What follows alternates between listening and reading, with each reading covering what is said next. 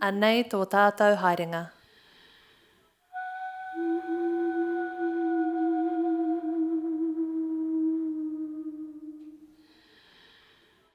Around 5,000 people die each year in Aotearoa, New Zealand from smoking-related illness. A cigarette's a stick with tobacco in it, and you light it and you smoke it, but it has such a huge impact on our lives in terms of health. You could smoke in the hospital, you could smoke in the hospital room, you could smoke on the plane, you could smoke everywhere, not knowing that there was anything harmful about tobacco. Why would there be?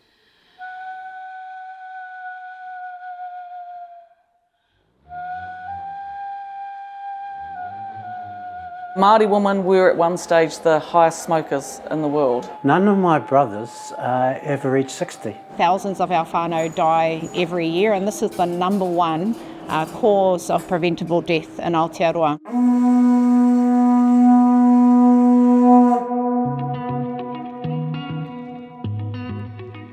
Kia ora mai no rā tātou.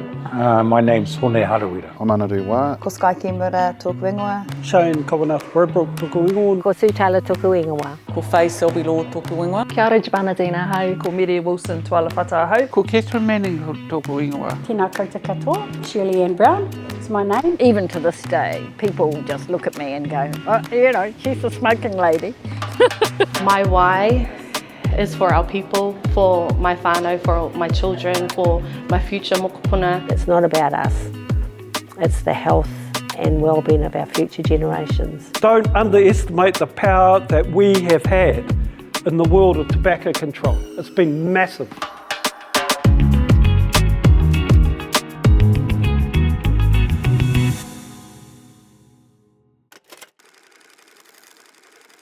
Keeping in mind that our people were always tobacco-free, Tupeka Kore, so we never had that in our kōrero. You'll never find it until certain people turned up on deck. So that was the first time we encountered tobacco was with Cook. And the kōrero goes that when a rangatira saw the smoke coming from his head, he thought, is this guy a atua? In his concern, he threw water over his head to extinguish the smoke. And they didn't know what it was. And so the ideology behind it was like, you know, he mea tapu tēnei, you know, like me mahia. That was what they wanted to do. Cook landed on our shores and he brought with him beads, blankets and tobacco and alcohol. And tobacco was one of those gifts or koha that they decided was so valuable that they were going to package it up and give it to our people. And it was seen as a commodity of some value by our people.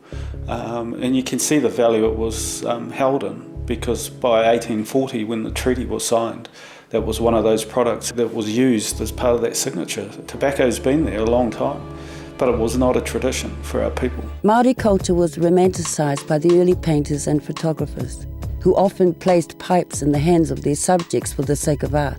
These images went on to sell the idea that there was some sort of mana attached to smoking. One of the things about us as Māori is the use of tobacco demonstrates the evenness of us as a people. So both men and women took up smoking in Māoridom, whereas in many cultures they didn't, only the men were allowed to smoke. The New Zealand Māori Council realised the impact that this koha was having. They tried to get a law to make it illegal to smoke. Well, that was fought against. You know, this is where the Whakapapa comes in. So the YMP, back in the day, they had already worked out that it was a ngangara in our midst. There are haka written by our tupuna about waking up and not being deaf to the power of tobacco. By then, it was too late. People were hooked.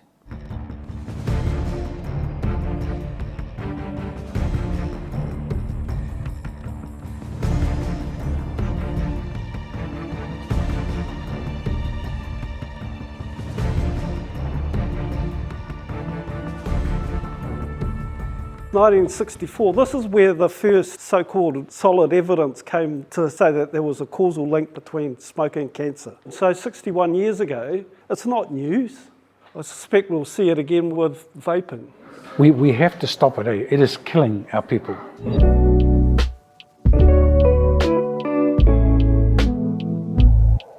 Look, you come from a fine line of resistance in cessation, in advocacy, in research, in health promotion. This history of resistance and fighting for sovereignty and fighting for health, I think that's really important to understand what it's taken to get to this particular point.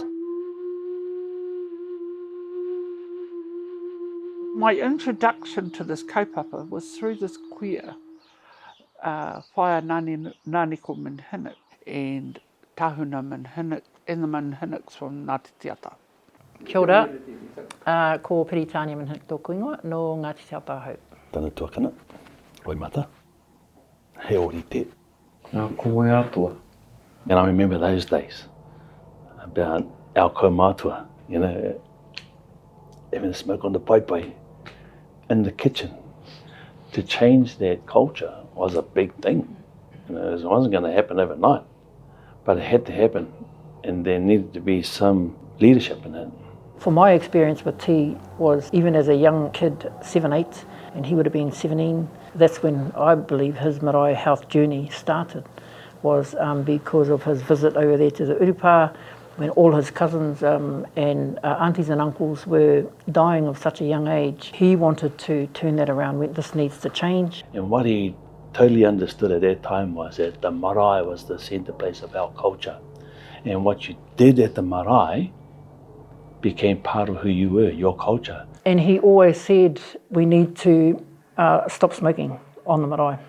I think not everybody was happy about us being the smokers, right? You know, nobody's happy about it.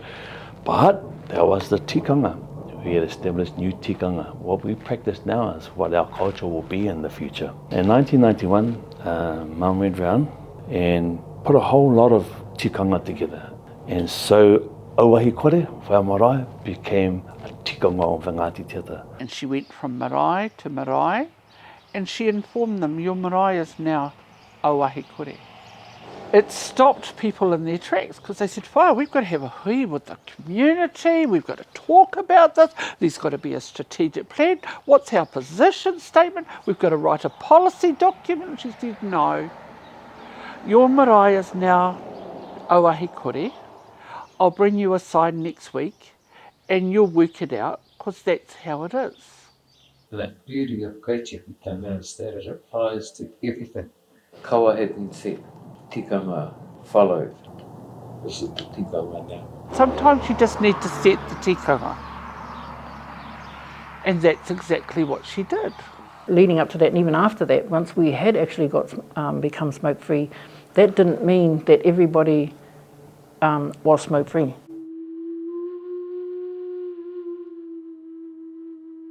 This whole thing around smoking cessation, it didn't start in New Zealand. It actually started at a conference, I think the 10th World Conference in Beijing. And some Pākehā woman in the audience stood up and said, isn't it terrible? Māori women have got the highest lung cancer rate. What are we going to do about it? Ko Sula Taylor tōku ingoa, no Ngāti Raukawa ki te tonga, me Ngāti Kahununu ki Wararapa hau, no reira, tēnā koutou katoa. I became involved with basically setting up 7 Māori providers in regards to how they were going to help their whānau and their communities stop smoking. But first of all, it was actually targeted at hapu mama. We had NRT, or nicotine replacement therapy, and so we were to offer this free program. And I worked for Te Hutu Manua Māori, and I got bloody set up. We were in this room and there was these stroppy Māori women at the back, like Amelia, Rebeti, Reripete Haretuku. And, you know, I was doing this presentation and after they come up, they who the hell do you think you are? Trying to bloody put this NRT, never been tried on any woman in the world, but they wanted to try it on our Māori woman. And I thought, oh, who the hell are they? And so when I found out who they were, I thought, oh no, I'm not going to get into a scrap with those wahine. And then I went back to the funders and just said, look, this is not going to work. We're not going to target hapu women, we're going to target Māori women and their whānau. I wanted to do something to help our people, right? It was a really exciting opportunity. We embraced it, but the steps that we all needed to take, it was like venturing, you know, to the stars, because, you know, no one had done it There were no educators. We didn't know much about smoking cessation, quit coach, none of that. We didn't have any of that. And really the focus was more whānau ora orientated. They were looking at what were the other drivers, what were the other stresses that were driving whānau to actually pick up a cigarette. So when the pilot finished in 2001, and they realised 6 months before that this program is working, it's a success. The resources when we first started delivering, when it was first funded, we had access to all the resources. We weren't really wanting for anything. I started my training in aukati in 1999 with Hauora Mataraka in Otautahi, Christchurch. I love the fact that it was kaupapa Māori. It was a 24/7 program. Our whānau could just reach out and say, cousin, I need some patches, I need some gum. And they loved the fact that there was a product out there to support them to become smoke-free. We go to the homes or wherever they felt comfortable. We would talk with them, share their journey. We don't tell them what to do, it's their journey. We just support them with some ideas that could help them. I found it was very interesting because I loved going out and helping our whānau out in the community. My best achievement was getting them to quit. That is what the journey is about, It's a lot of hard work, but when they do quit, it just makes you over the moon, They're happy that they've reached that, but it makes us happy that we have helped them reach what they want, their goal, to reach their goal. They were really, really exciting times, really exciting times. It was like a big whānau. Yeah. Ko whai Selby Lord tōku ingoa, no Ngāti Parau me Ngāti Raukaua ki te tonga ahau, engari e noho ana au ki te papai oia, te rohi o rangitāne ki Manawatu too. I looked after a team called Te Ohu Auhi Motuhake, which was based in the mid-central region, and we were a really lucky team because the process that we used was a whānau water-based process. And then I came across to Hāpai Te Hauora in the city prevention role. And that relationship, particularly for wahine Māori, but for anyone on the whānau smoking around a pregnant woman or in pregnancy, has an impact on suri. When I went to a training with OKP, they talked about what the damage that the smoke did to the children. And my son was a chronic asthmatic. And when I left that training, I went to see my manager, Sharon Reid, and I was crying, I said, because I did that to my son. He's a chronic asthmatic, and I blamed myself for it. And that's why this journey is very, very important, that I help mothers with the other children, because my smoking, I believe, causes asthma to be chronic. We were getting something like, I think, 50-something% of people that were on that program quitting. But they didn't quit with NRT. They quit because the kaimahi come into their whare, sat down beside them, listened to them, had a cup of tea. What else can we do for you besides giving up smoking? For me, Aukati Paipa was a good program. First it started off as a 12-month program, then it went down to a 9-month, then it went down to a 6-month, then it went down to a 3-month program. And then in 2016, that's when Aukati Paipa was disabled and we had to think of another name for our stop smoking service. But the problem with that, our program was only a 6-week program. In 2011, Tūhinga Māori lost the contract and the Aukati Paipa training changed from by Māori for Māori to a generic non-Māori for Māori. And in 2015, recommendations by the Non-Māori Advisory of the Ministry of Health resulted in the alignment of all tobacco control contracts and services in Aotearoa. And by 2016, all Aukati Paipa programs stopped. Yeah, hard hell. Why did they do that? Why do they do things like that when things are successful, right? Why do they do things like that? I'm a researcher, so did my PhD in tobacco control. And why I did that was, I just think in terms of Māori health, it is the most important issue that we face in terms of well-being into the future. Kia ora, huri hau no Ngāti Hine, ko Ngāti Te Tarawa me Te Orawai o ka hapu, engari e noho ana ki te whakanui a tāra o tēnei wā, so I'm anaru wā. I started off in the field, I'd just come into public health, and I was at a research unit in Tamaki Makaurau called Whāraki, and That was around 97, and there was a lot happening then. Te Otu Manua Māori had already launched the Auahi Kore kaupapa, and then around the same time an organisation called the Health Sponsorship Council launched the Auahi Kore social marketing brand. What I do is qualitative research. So what that means for me is allowing people to tell their stories.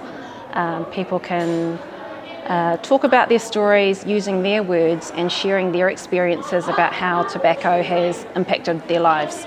And I think the importance of that work is that we get to elevate voices that would otherwise go unheard. And you can't overlook that when you're trying to implement solutions. There was a hui at Waenga Mata down in Motuhake, and it was a hui to establish the Māori Smoke Free Coalition, originally called Āpārangi Tautoko Auahi Kore, later became Te Reo Mārama. Shane Kawanata Brabrook toko ingo no tai rāwhiti, tā manuhiri rongo whakaata kahununu aku iwi. I have worked in tobacco control, Tupeka Kore, for about 22 plus years. Ko Sky Kimura tōku ingoa, he uru no Ngāti Tūwharetoa, Ngāti Whatikaupuka, Taranaki, Te Atiawa, Ngāti Maniapoto, Ngāti Raukawa. So I took on a national role working alongside Shane Brabrook. He had rebranded Āpārangi Tautoko Auahi Kore, which is a tack to Te Reo Mārama. So dealing with politicians, trying to alter the course of tobacco control history, really. As a researcher, I was involved with that, and I kind of ended up on board. I was the proxy rep for Northland with my colleague who's now passed, and I really mihi out to her and her whānau, Maisie Taylor, so I was her proxy rep. And also worked internationally, development of the world's first public health treaty under the UN, so worked on the Framework Convention on Tobacco Control, which also included clauses with Indigenous peoples. At that time there was a national government with a Māori coalition, Māori Party coalition, so there was extra funding there for a Māori voice. So we saw an influx of health promoters, Māori health promoters, but not just in Auahi Kore, for most health inequities that were impacting Māori communities at that time. So alcohol, tobacco, sugar, physical activities. We saw a lot of national programs being developed. Therefore, DHBs, regional DHBs, were sort of encouraged to invest in the region.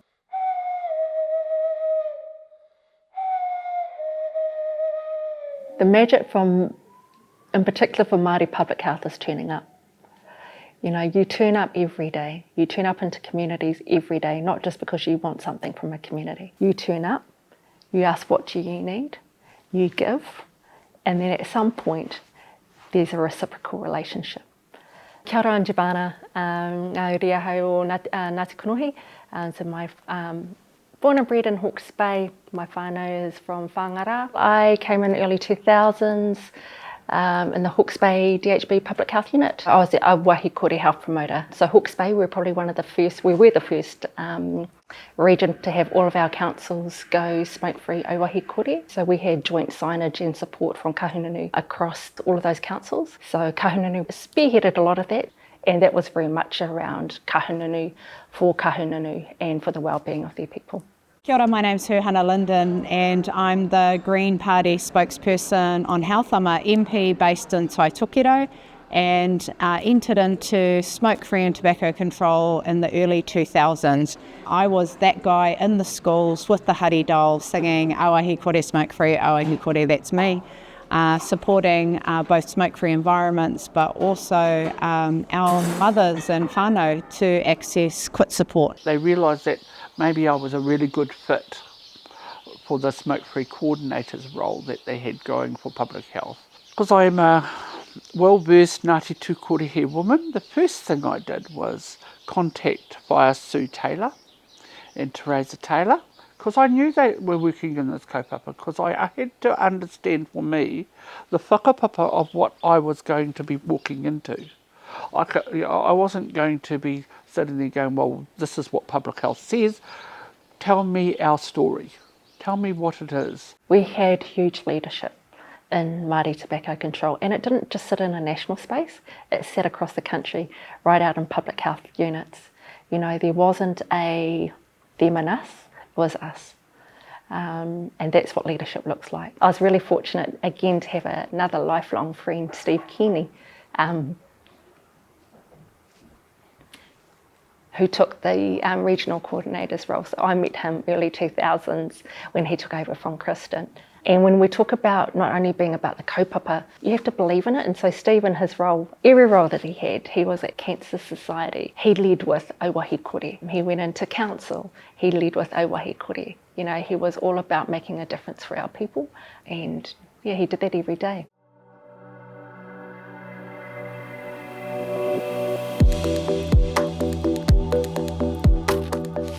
I remember a lot of the talk that was happening then as well around the fear of not being able to smoke in a bar, like people aren't going to come to the bars.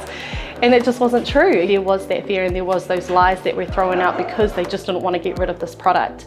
But because our rangatira in this space fought and they knew what was right and made that happen for our people, that was removed, we'd no longer see that. You know, my children couldn't dream what it would look like with people to smoke inside. Like I used to go into people's homes, right, and I knew that they weren't smokers. I never even used to ask them. I would just say, oh, have you got an ashtray? And they would say, oh no, we don't smoke. Oh, will a saucer do? Yes, please, I'd say. And I'd sit there and smoke in their house. What the hell? You know, and the fact that we don't do that anymore. We've made such amazing progress. So this is the OG smoke-free Auahi Kore drink bottle, and this is a famous product that most people will recognise because it was so distinctive and it was such a good reminder and such a good trigger, a marketing tool. It's funny seeing it again and just going, wow, you know, we did that thing, we did that. HSC is the Health Sponsorship Council, and I worked for them as the Auahi Kore National Manager. The council was set up to replace the sponsorship that was in New Zealand by the tobacco companies. So Benson Hedges Fashion became Smoke-Free Fashion, Rothmans Rally of New Zealand became the Smoke-Free Rally of New Zealand, sports teams like Smoke-Free PIC, and if you think about other big brands, McDonald's, Coca-Cola, they all use their brand effectively, they will put it everywhere so everybody knows it. So when you see a smoke-free logo, you know what that means. So that's where it becomes important to go, how do we build a sustaining message and kaupapa that lives with you because you're Māori and because the message is Māori. So it became really important to include that Māori design flair. And we were really lucky that Jamie Boynton was already working with Trevor, and then Rena and Tai Kirikiri did a whole lot to advance the kaupapa and our thinking of how Auahi Kore connects to te ao Māori and that whakapapa to Ngā Atua. So if you go back to the logo, the green swirl of Papatuanuku and the blue swirl of Ranginui and the fresh air that was created between by their children, and you think about those atua, that is the whakapapa of Auahi Kore, that is the whakapapa of Māori, that we are an Auahi Kore people. We are a Tupeka Kore people. Everywhere that we could, we were selling this brand to have a behaviour change, to move from being smokers to move to being smoke-free whānau.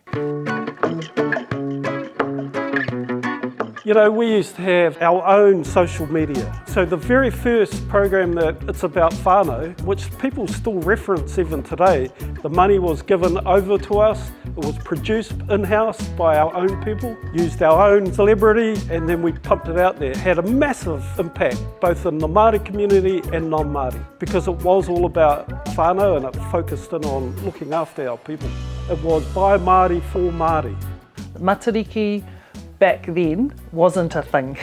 And Trevor worked really hard to build a narrative that actually matariki for the country is something that we can do. Matariki is the Māori New Year. It is the time for new goals. It is the time of reflection, and it lined up perfectly with quitting smoking and becoming Auahi Kore. I'll be honest, I felt like we were at the peak of what we were, you know, how we were doing things. We were being funded accordingly, and we saw mad respect for Māori tobacco control advocacy and promotion and cessation providership. Prioritisation in terms of the funding was pretty high at that time. The people that were involved with that and advocacy around the country were people like Shane Bradbrook, Anaru Wā, Trevor Shaler, Moana Maniapoto, Sky Kimura. We became very militant. What was also really important was that we had key allies and key partners in other spaces and places who weren't Māori.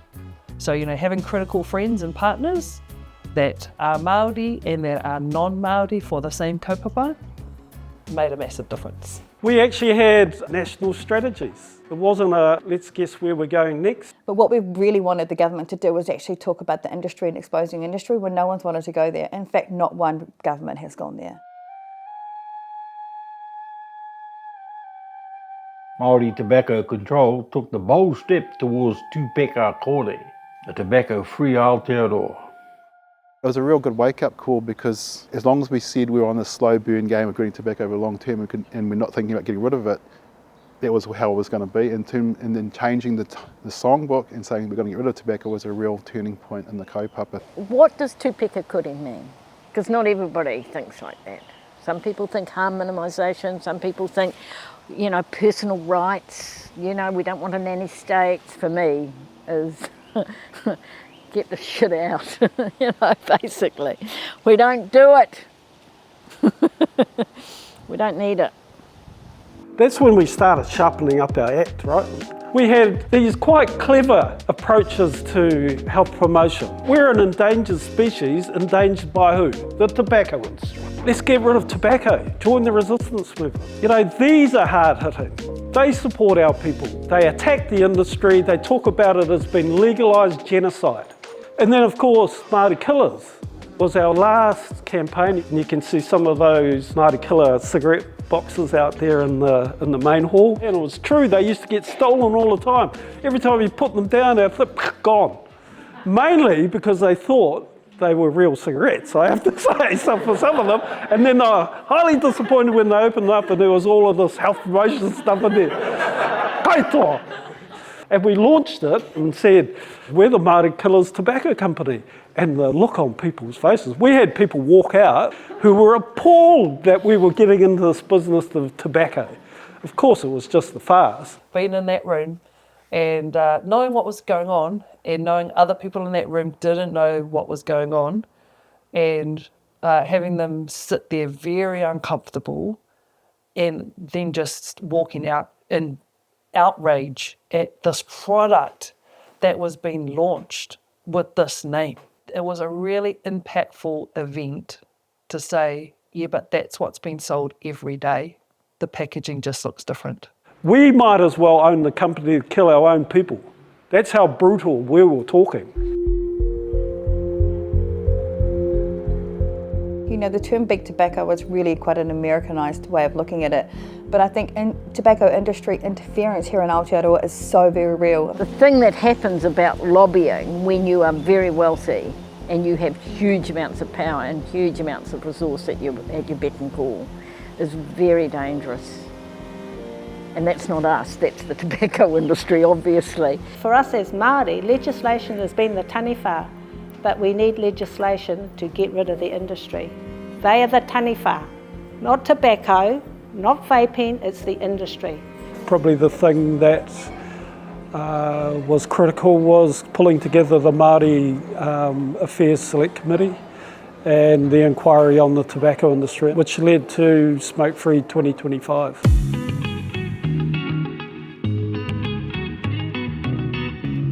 At that time, Hone Harewere was the MP for Taitokerau. And you know, he was forced to be reckoned with in terms of tobacco control leadership. He really led the process into the Māori Affairs Select Committee inquiry, which will be hands down one of the most historical events in tobacco control in the world, not just in this country, in the world for Indigenous populations. Kia ora mai no rā tātou. My name's Hone Harewere. I never really knew what to do until I got to Parliament actually. And then I wanted to introduce a tobacco out of Aotearoa bill, toa. Unfortunately, that died an early death. So with the Māori Party, I took the issue to the Health Select Committee about trying to, stop smoking in the country, get rid of tobacco. Funny thing was, the Health Select Committee, they looked at me like I was a Martian. And without blinking, they said, no, we've got many more important things to do. That didn't work, so I came back and I had a long talk to Tariana, as it happened. Said, so this is what I'm proposing. to change it from a health issue to the impact of tobacco on Māori. By doing it that way, I can pull it away from the Health Select Committee and put it into the Māori Affairs Select Committee that I was a member of. At that time, Tuhinga was the chair of the Māori Affairs Select Committee, and those two, they were whānau. They just couldn't see eye to eye. And one of the things that he did, which was pretty, and which I think is politically outstanding, is he shared the chair role with Hone, and they both co-chaired throughout the whole Māori Affairs Select Committee process. You know, they talk about select committees having hearings and all that down in Wellington. I said, no. Organised so that we were able to travel around the country, take it around the country, worked really hard with a small group of dedicated, anti-tobacco activists, Sky Kimura, Shane Bradbrook, Mere, oh God, you're going to kill me, and Sue Taylor. Love you, Mere Wilson, and Sue Taylor, and others, of course. And I work with them about trying to get all of the anti-smoking groups all around the country to come along and present at the Select Committee. With Dame Tariana, but like even Steve Chadwick, and then Hone Harawira, that guy. You had real leaders and there was a real momentum in the kaupapa. The iwi and the hapu and the whānau that came to those Māori Affairs Select Committee was just phenomenal. Well, that felt like, when the Beatles first started, I would imagine, you knew you were at the forefront of global change, of political change. Even though it was a Māori-focused inquiry, of course it had a massive impact right across the whole country. Pākehā were engaged as well because it's had such a massive impact on people's lives. My mum had breast cancer and passed when I was 12, and so the kōrero that we gave around that was we were orphaned by the tobacco industry. She died from a product that was legally sold here. And she smoked, I can tell you, pour more menthol. Smoked in the home, light a cigarette either on the toaster or on the oven. We'd light it on there for her as well. We'd go to the dairy. We were able to go buy cigarettes down at the dairy. That's my generation. I have 4 siblings. She has sisters, she has brothers, she has cousins, she's had nephews. So it's a huge loss. By the time we'd finished our hearings and our last ones, we were in Wellington. By the time that happened, the Select Committee was, strongly behind the kaupapa of doing something to stop tobacco because of its impact on Māori. Here I was reflecting back to the days where we were in the smoke-filled wharekai and where our people were dying in droves, to where now, hold on a minute, the people who were selling this stuff, they were going to be asking some very quite direct questions as to what this product was doing to my people. There's this prolific quote from the tobacco industry, we don't smoke this shit. We leave this for the dumb, the poor, the black and the stupid. That's a quote attributed to a tobacco company executive. Was it from one of your company executives? No, not that I'm aware of. And I think it's Is it a philosophy that your company follows? No, absolutely not. Do you accept any responsibility, your company, or you personally? Obviously, any loss, any illness is upsetting, and I, like most people, I've lost 2 grandparents to smoking-related diseases. Do you smoke yourself? No, I do not. Why not? Because it's harmful? Yes, because it's harmful, and I don't like it. Thank you very much. It was just awe-inspiring. I listened to submitter after submitter talk about the impact that it had. People like Dr. Nikki Jackson, who was with Public Health, and she did the most impassionate submission on behalf of public health and what it did to our people. The really defining moment was, Toe was out for the day, so I was the chair for the day. And we had these people who were going to come and speak, and there was this old chap who I said, well, what's happening with him? He said, he's not due to come up until this afternoon. And he was sitting there with a box. So I tell those fellas to wait, get that old fella up here. So he came up, this old Māori guy. He started talking, and then he opened this box, and he took out his heart. The whole place goes, what? And of course, not only were these other people who were waiting, there's also people from the tobacco industry at the back, and you could see them just drop through the floor, eh? And this old man, and then I asked them to pass it around the select committee. Hone was the showman, might surprise you, but he kept the heart, and because he wanted the heart to hold it, because the next submitters were British American Tobacco. And he asked them pointedly, did you cause this? Are you responsible, accountable for this? And they didn't know where to hide. It is a strange feeling to hold someone's heart in your hands, even in a plastic bag.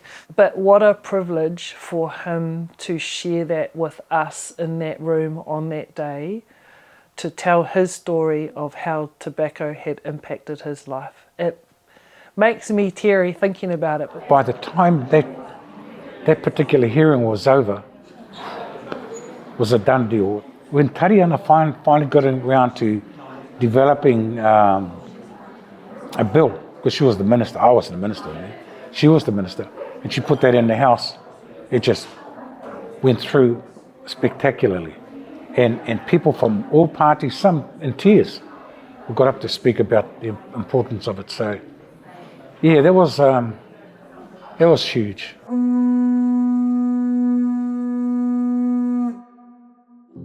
The inquiry outlined 42 recommendations to remove tobacco from our country's future in order to preserve Māori culture for younger generations. Because of this, the government set a goal of smoke-free Aotearoa 2025. Everything that you see over the last probably 15 years, anything from supply reduction, tax, plain packaging, removal of displays, smoke-free environments, smoke-free cars. Everything in those was all part of that inquiry. We brought them out of the shadows, out of the dark, hidden away, exposed them to the light, and we did that. We did that as Māori. But look at the impact it's had on all New Zealanders. So, you know, we got it across the line. And it wasn't just about Māori, it was like, if we can get this right for Māori, we can get it right for everybody. And I still stand by that line to this day. We saw it as part of our Article 2 responsibility. We saw the industry and its product has been an impediment to our Māori development aspirations. I think in the days when we were doing land marches and Dame Whina Cooper, so, you know, not one more inch of land are they going to take. And I think that's the same, not one more life should these tobacco industry be taken of our people, not one more. And everyone was looking at us and saying, whoa, you guys are amazing. You know, smoke-free generations. Soon after we announced Smoke-Free 2025, countries like Denmark announced that they were going to do it. You've just recently had the impact of the UK announcing that they want to go there as well. Where did that come from? It came from us. Us. You know, for Māori, we should be quite aware that we have had that impact globally.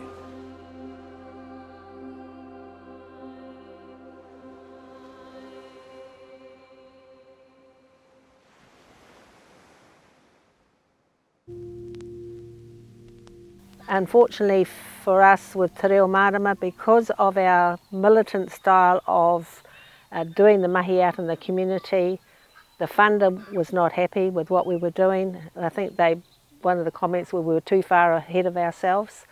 And in 2010, Te Reo Mārama lost their contract. We'd had it for 12 years.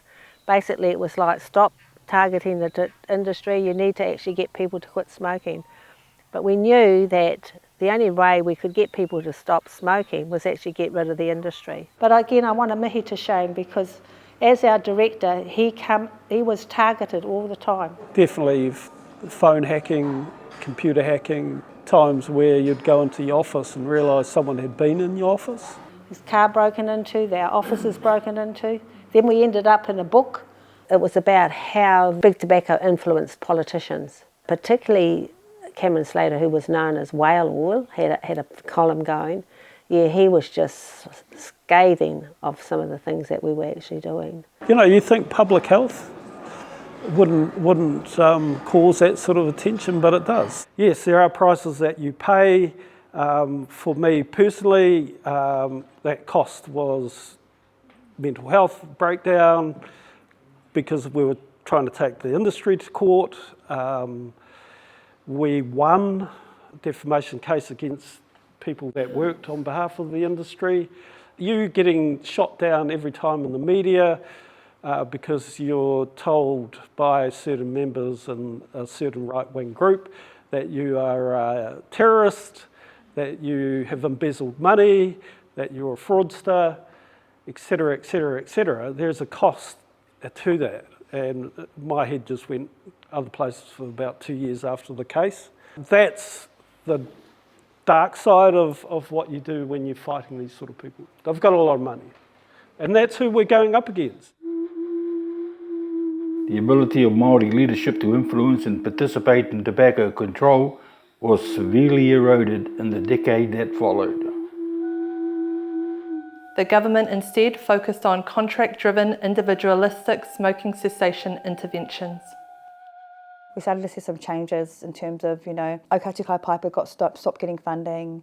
Te Hītori Māori was shut down in terms of the Owahikore contracts. We started to see Owahikore health promoters be sort of just, made into more generic health promoters. Well, I believe there was industry interference within that political landscape because what was happening was just so drastic. The government came along and said, no, we want to do it a different way. But when you looked at all the contracts that they awarded, the money, there was so much more money taken out of the contracts. But there was lots of expectations to do more with less. Once you lose that kind of resource, you lose the whakapapa to that resource. When you get rid of that workforce, nobody knows you. You try and replace it, you can't replicate it because actually the service is those people. Everyone deserves the right to a service, but we need to still not take our eye off the ball that our priority group are Māori. We have the highest smoking rates. We die at a younger age. I'd think about go back to who are my audiences, because actually then if I've got less funding, I need to be more focused. I need to be more focused on who the key audience is, who is in most need, who is at most risk, who is receiving most harm, and focus on them. Because actually they are the ones that need the help most. They are the ones we need to connect with to help shift their behaviours. Part of the mahi we did at Regional Public Health was looking at we did an evaluation of the aukati kaupapa service. Brilliant. It's an amazing service. And probably a year later in the review we lost aukati. We lost Tuhinga Māori, the lead trainer. So we lost a lot of services as part of that review. And whether it's their advisors, whoever they may be, are not Māori and therefore can never understand why we do what we do.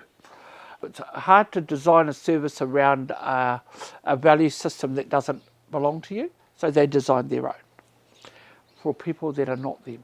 Really it's the communities that have helped us through the last decade, because when we had a government that wasn't committed to it, the communities were holding the kaupapa and holding their local people to account.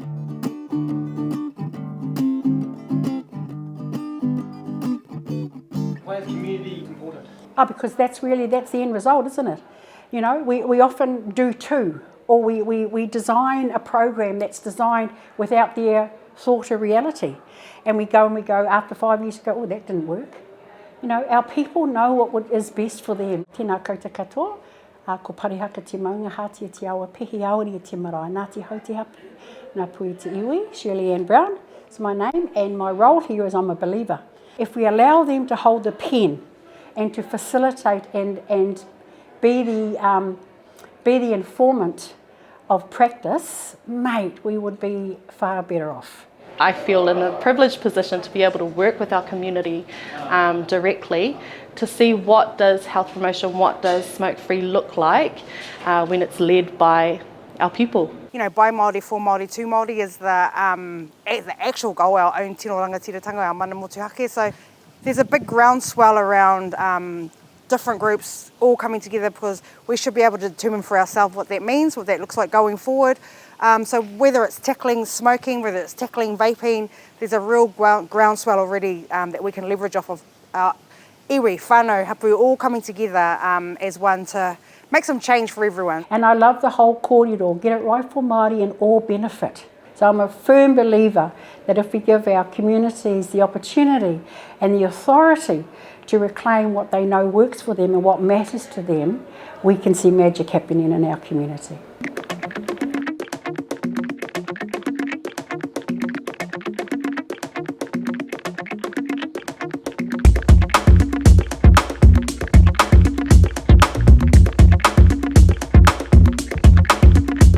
So when I think about the hashtags, they are the tamariki mokapuna voice that we are wanting today, you know. They're just fast, so much energy, too much pizza, far too much pizza.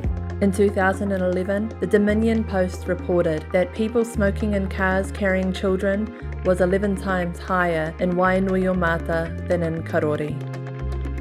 And, you know, that didn't go down too well in Waienga. Oh, a lot of it was questioned like, well, how do they know?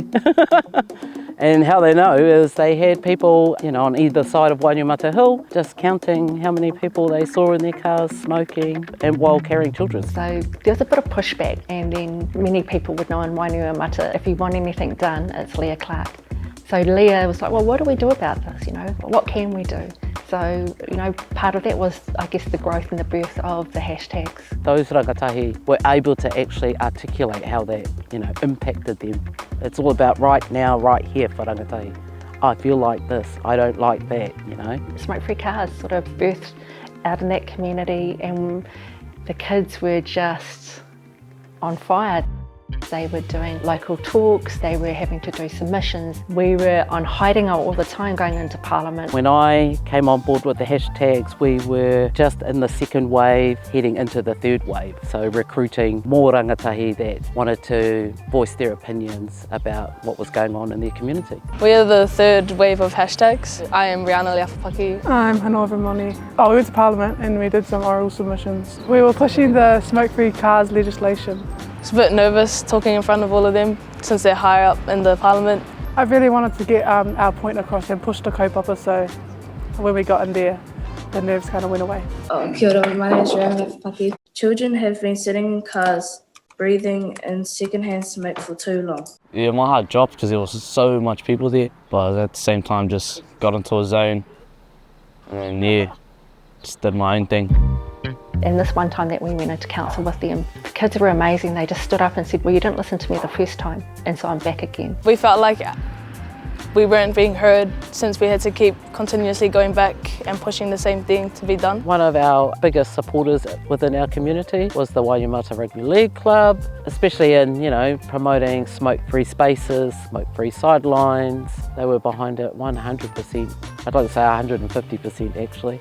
Some of the things we did was we went around the sidelines of rugby games and we had a petition. I think they were surprised. I didn't think a lot of them realised how much of an effect that had on us. So your whānau that's connected to the marae, that's connected to the other sports clubs that are going on, that are connected to kohanga, kura, everybody. That's pretty much how the kumara vine works in Waienga. Yeah, just tell one person, they tell everybody. Tupuya Morgan, CC was another one who was in there supporting them, also with Kōkiri Marae. We were really fortunate to have full support from Dame Tariana Turia and Parekura Poromea, who were, you know, sitting at that level, but always came back to community level, back to the rangatahi, and really showing the importance of community voices. They were magic. But also all the local businesses that supported, yeah, I just couldn't think of a better community actually that would have kicked that off. After 11 years of hard work, New Zealand law was amended to ban smoking and vaping in cars with children under 18.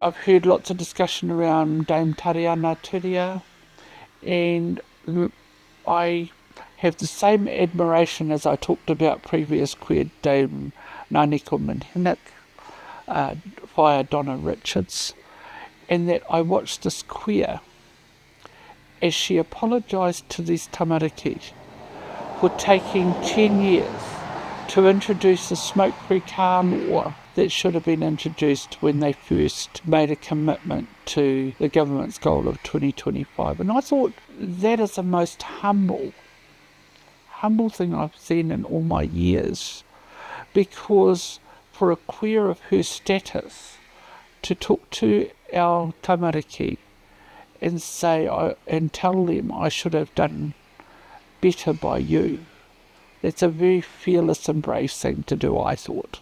The legacy of her work lives on today.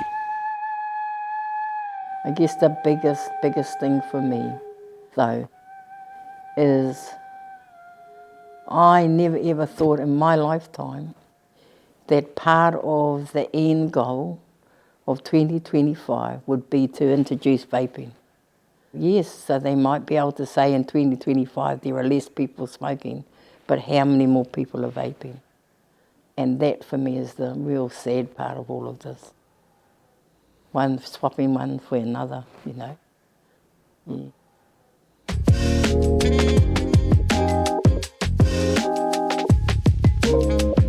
And while I'm at it, that fucking vaping as well. Make that fucking thing go at the same time. There are more young people vaping in this country than there'd ever be smoking that I've ever seen. And while everybody says, oh, it's harmless, bullshit, it's harmless. The same chemicals, more levels of nicotine are pumped into our kids through vapes than were ever done through cigarettes. Schools and principals are having to put in place rules around vaping. It's ridiculous. Like, why have we put schools in that position? Why have we put whānau in that position? All the rangatahi were talking about vaping and what the next move for them was going to be on how to discourage that. So there they go, the hashtags are at it again. Just recently I was in a hui, I was actually in Australia with some Aboriginal rangatahi, and he said the industry's always got a next. And so when you get rid of smoking, the next is vaping. But the trade-off is huge vaping rates among our rangatahi, and recent research has said that actually our rangatahi have some of the highest vaping rates on the planet. So vaping has just opened up another income stream for the same people that were causing harm for Māori. There's money to be made in the industries and they're trying to make it. The values that business has versus the values that come from Indigenous culture, they don't even begin to be in the same world. You know, because one is about profitability and one is about protecting the whakapapa.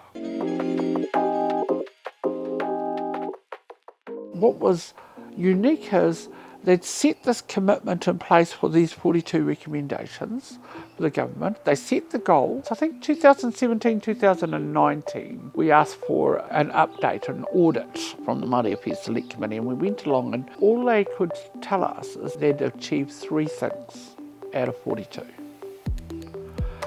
What does that tell you? No government from 2011 till 2023 ever had a plan. Dr. Aisha Varel, she was the only one to do a plan, and even her plan only had 3. Some of us asked what happens to the rest of it, and I'm still waiting for an answer. And so people were really disheartened.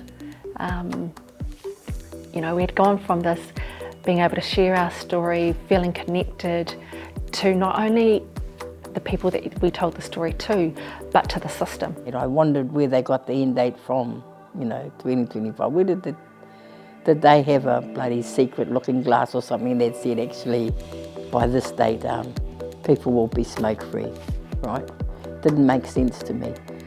Given the statistics that we still had, in terms of people smoking. It's a government goal of 2025 smoke-free Aotearoa.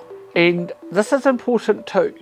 The government commitment was less than 5% prevalence rate.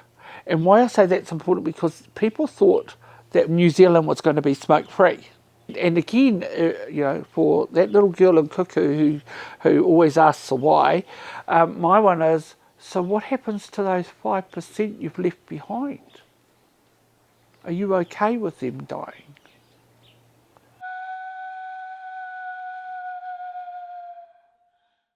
Now, the community always had a plan. We've got some highly skilled academics that exist in this country who are well respected globally, and they went to the government and successive governments, so let's not get caught up on this government, it's successive government, and said, well, we've done our research and this is what looks good. This is what would be best fit for this country, never got accepted. Rather than go back to why Dame Tariana, Hone and the Māori Affairs Select Committee originally set up this inquiry, which was too many of our people were dying from smoking related illnesses. It was killing people. I'm worried about who decides what is better for us. Probably right from the signing of the treaty that we've actually thought we had a partnership, thought that we had a voice, but we know that that actually hasn't happened. You know, we are a partner when they want us to be a partner. You know, oh, there's a Māori over there, we'll get them to do the karakia. So for us, any pushback that we're going to get that looks like it's going to harm particularly our future generations, we are going to speak out. We're not going to sit there and say, well, you're just a good Māori. I mean, we want a better life for not just Māori, for everyone.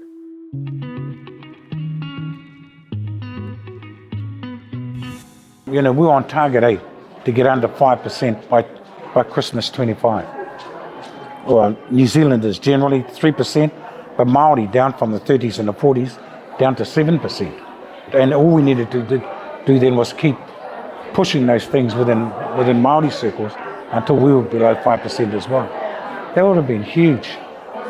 That would have been huge. Was there any moment that really surprised you in the whole process? Well, the fucking repeal did. And I'm going to say that because that's what it was. In 2022, 3 key laws had been introduced to help achieve the smoke-free goal: lowering nicotine levels in tobacco products, reducing the number of retailers selling tobacco, and introducing the smoke-free generation, where anyone born after 2009 will never legally be able to buy cigarettes. Now, what's happened now, they've repealed that legislation. Both Māori and non-Māori hit the streets across the country today protesting plans by the government to repeal the smoke-free laws.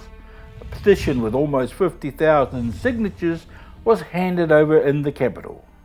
You know, an overnight shift in policy where all of that hard work felt like it was totally being undone. Seems to be the same mantra. It's all about wealth, it's not about health.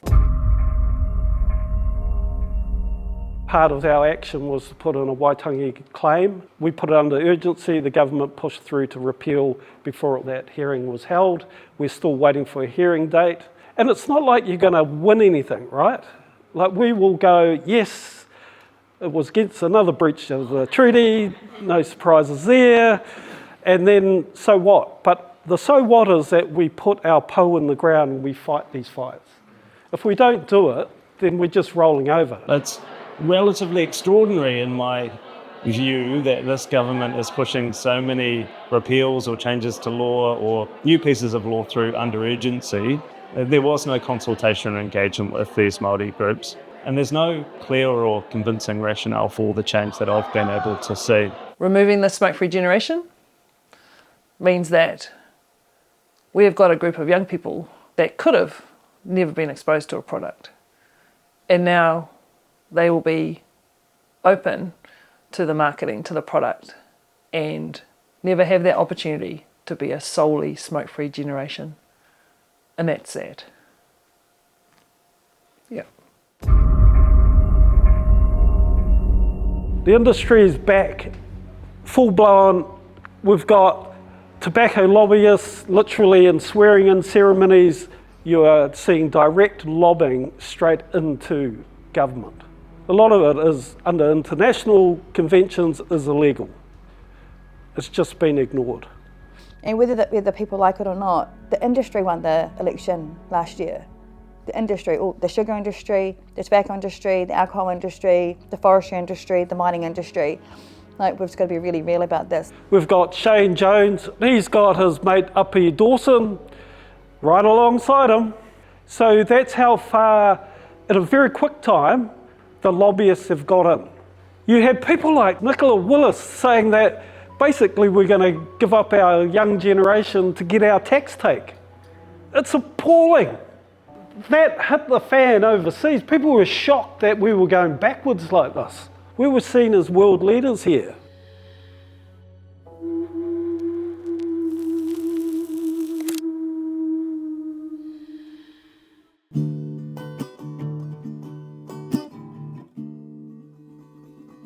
You know, one of the best things that happened to me was when all of this shit hit the fan, was to me, it was like, here we go again, we're going to have to fight again. And you know what was great was seeing all of these people coming out, protesting and supporting the kaupapa. Because when we were fighting the fight, there wasn't any of that. We sit in these rooms, we go to restaurants, cafes, we jump in buses and planes and all that, and we forget that advocates fought that fight in our communities to get some gains. Trying to get our community out there, trying to get the local marae, awahi kore, trying to get some research. And then when this repeal occurred, you saw the support.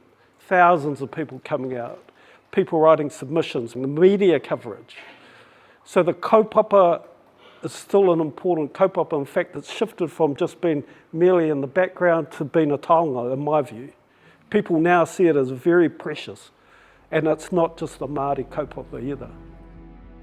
So heartened by talking to colleagues about that it's not our first rodeo and we're going to get there eventually. I wish it was now, and I wish that we could be much further down the pathway, but it will come back. Let's be driven by community aspiration, and I tell you, it doesn't matter who's in government, they can't rock that world. Yeah. They repealed the Super Act, and you know, when you think about it, that's loss of life. You know, you equate that to people dying. You know, the mahi was there to save lives. And I think that's what we do in this mahi. It's not about us. It's the health and well-being of our future generations. So I find myself now in supportive of the National Tupeka Kore group, but more supportive of the fact that I want an independent voice. I don't want to have any government ties, you know, whether it's philanthropists, whether it's some donors or whatever. We need to get into a place of, you know, complete mana motuhake, so that we do not have to be answerable to any government provider, you know, whether it be Te Whatu or the Ministry of Health, whatever. It doesn't matter. I'd rather be part of, you know, a fully independent voice. So that's what I'm hopeful for.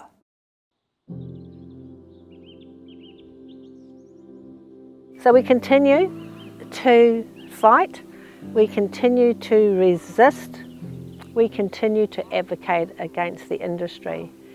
And where that leads us, hopefully, probably won't happen in 2025. As I say, if a miracle would have to happen, but we want to actually see a smoke-free generation. Oh, I'm very hopeful. I'm sure it's going to happen. If it's not Aotearoa, it's going to be another country and we'll just fall in line. It's not a race, but you know, it would be nice to be first, and mainly because of the harm it's causing our people. It's beautiful to have watched it evolved, and to go to a 21st or an 18th of my mokos, my nephews or nieces, nobody smoking. That's huge. It's a huge, huge thing. Yeah, I'm very hopeful. I don't. Governments don't last forever. That's why there's always hope. Kapai? I was talking to Anaru Wā yesterday about the constant fight, the constant conversations we have with people who aren't us about our why. Because we are asked to convince them why it is we deserve to be saved. We are continuously asked, why is it that you are trying to argue with us about what's good for you?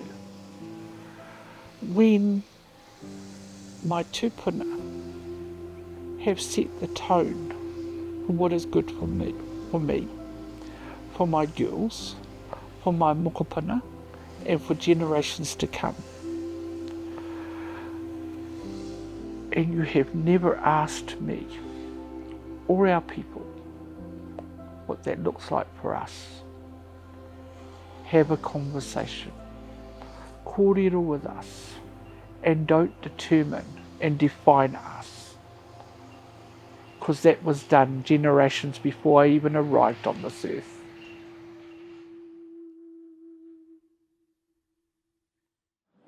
So to let everybody know, my campaign against smoking ends when we achieve our target of getting down below 5%. But my campaign on vaping continues until we get rid of that shit as well. How's that?